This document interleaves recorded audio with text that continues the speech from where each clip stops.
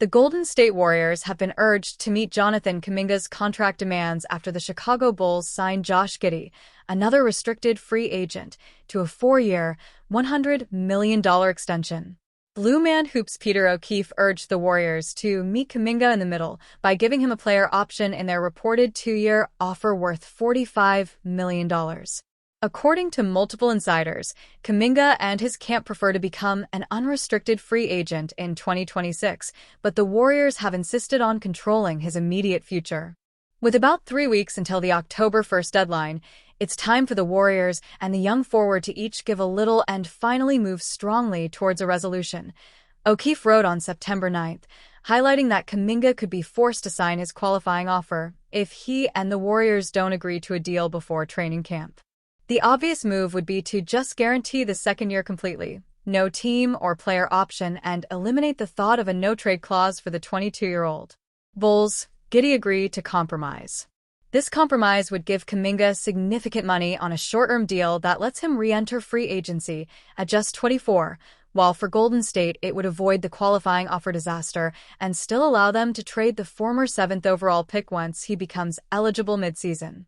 To O'Keefe's point, the Bulls endured a similar issue with Giddey, who initially wanted a $30 million per season deal, but the franchise was willing to offer around $20 million. Ultimately, they met him halfway by agreeing to a $25 million per season contract.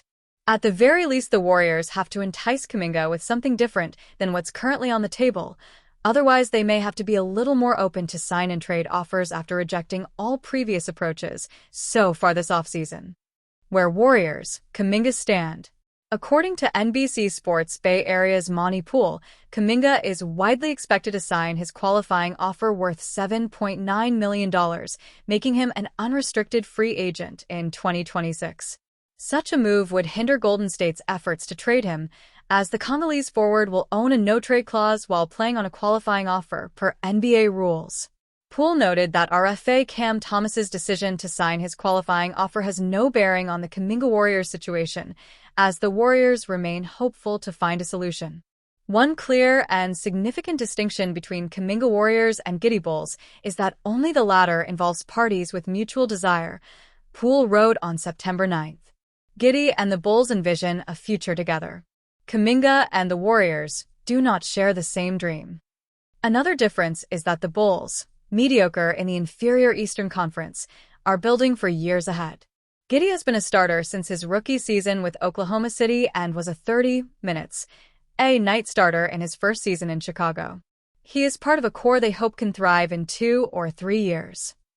The Warriors, by contrast, are operating with urgency.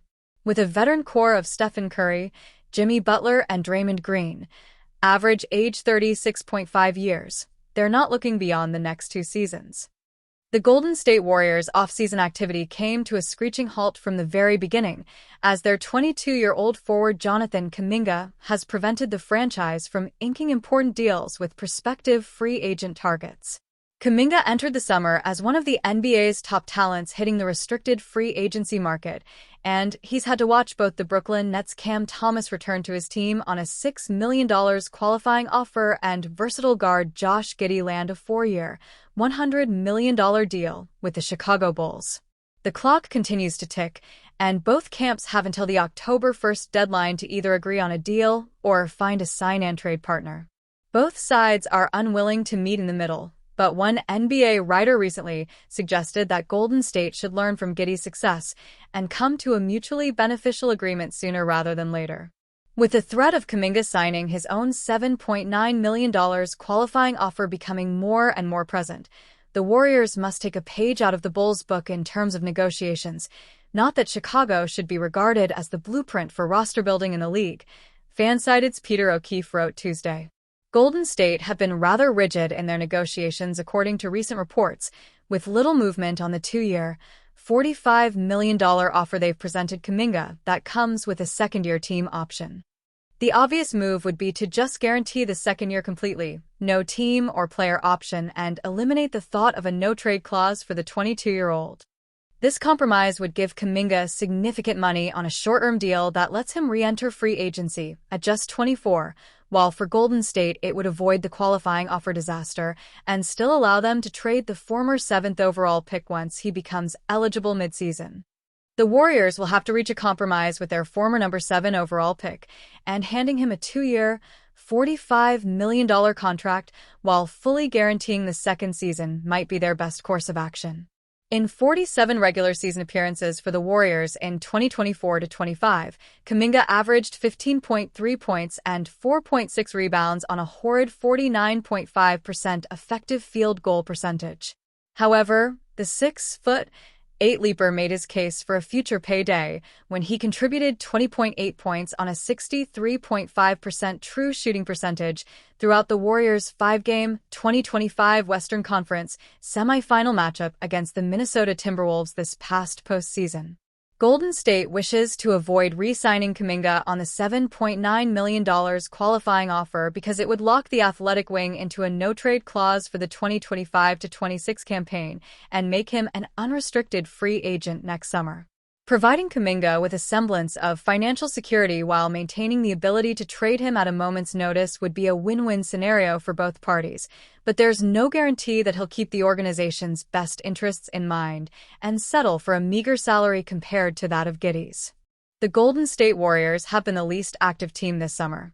The Warriors are still in the midst of the Jonathan Kuminga contract situation that has yet to be resolved. That should come to an end soon, and once it does, the Warriors will make a flurry of moves. As things stand, they have a total of 9 players on the roster. With the season a little over a month away, it is crucial that the Warriors make moves if they want to establish themselves as an upper echelon team in the Western Conference. The Warriors could go a multitude of ways to do just that, but according to Andy Bailey of Bleacher Report, Golden State is among the favorites to land veteran forward Kelly Oubre Jr. Familiarity is at least a part of why the Golden State Warriors are here, Bailey wrote. Oubre played for them during the 2020-21 campaign, when he averaged 15.4 points and 1.6 threes. While the impact metrics from a season in the Bay Area aren't good, the Warriors need more punch off the bench and currently only have 9 players under contract. Fans would likely hope for a little more efficient use of the team's trade exception, but that could make acquiring Oubre relatively easy. At least in theory, a downhill scoring threat like Oubre should be able to pull some defenses inward and away from shooters like Stephen Curry, Buddy Hield, and Brandon Podziemski. The 76ers are reportedly trying to do all they can to move Oubre prior to the start of the season. Philadelphia would love to make room for restricted free agent Quentin Grimes, and moving off Oubre would help them do just that.